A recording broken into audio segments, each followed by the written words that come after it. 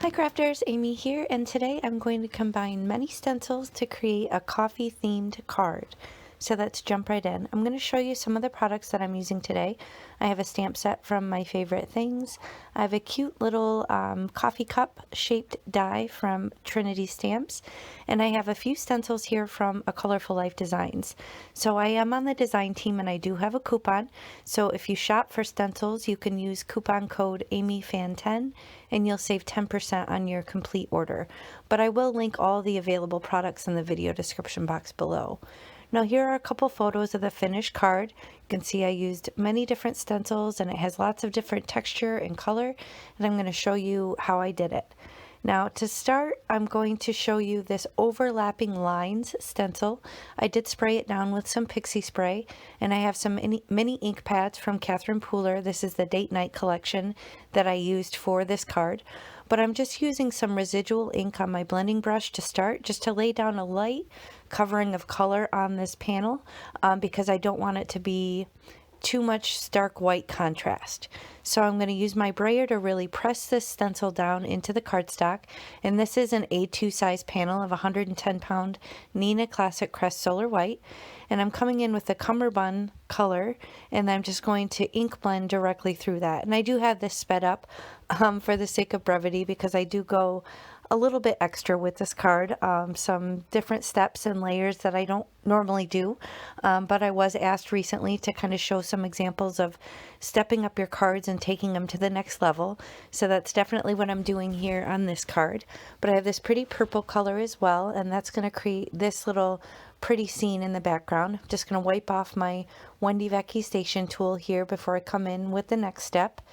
And then next up I have this coffee bean stencil, and I'm just figuring out placement on where I want to use it, but I do decide I want to mask it off. I don't want it to cover the expanse of the whole panel.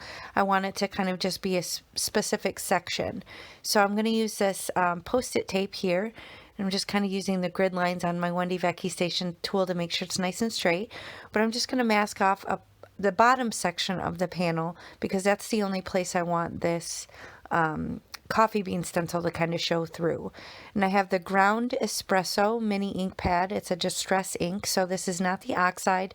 This is another dye ink, so it'll kind of play nicely with the other dye inks that I'm using on the card.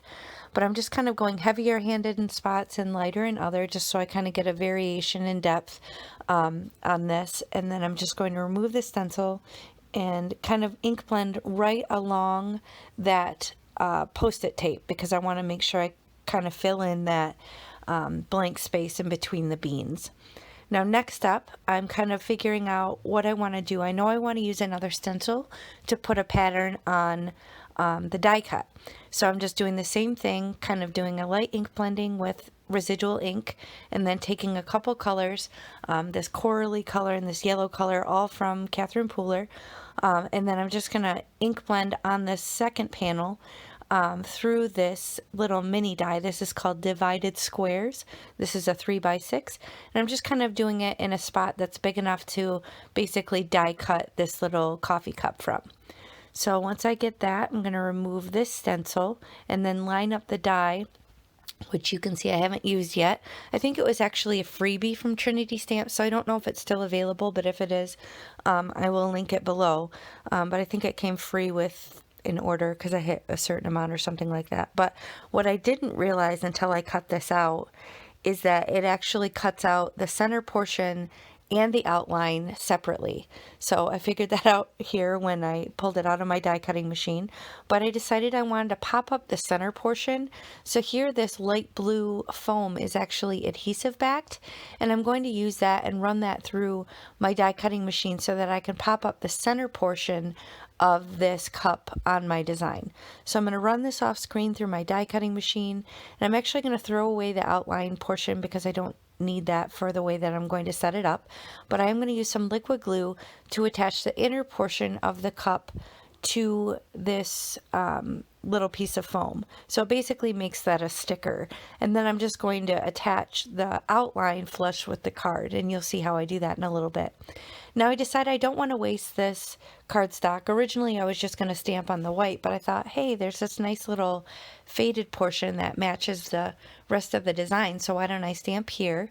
So I'm just going to line up one of these cute punny coffee sentiments from this stamp set from My Favorite Things, and then I get out the same ground espresso color, but I'm doing it with the Distress Oxide, because if you've tried to stamp before with Distress inks, then you know they don't really do a good job stamping.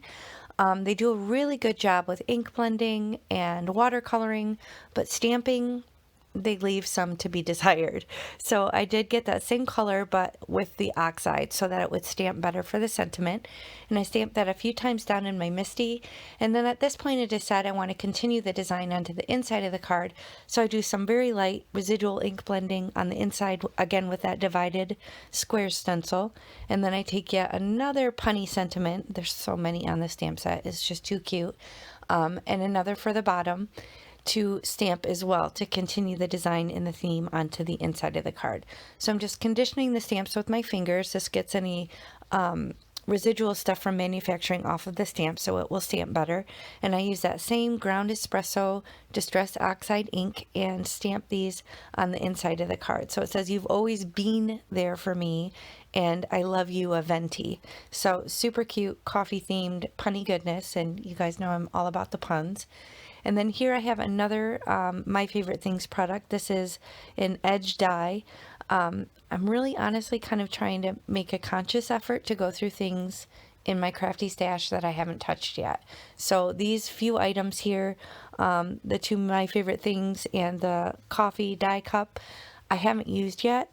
So I'm really making a conscious effort to use what I have. But I'm going to line this up, and the good thing about using this panel is it was already the right length for an A2 size card panel. So I don't need to cut it down in width. I can just cut along the bottom and trim a straight edge along the top, and it will fit perfectly along the length of my A2 size card panel. So here I'm just figuring out where I want to put it. I decide ultimately to move it a little bit down lower on the composition, and I'm going to use my new Artist Tack micro dots. This is a really neat adhesive solution that I recently discovered.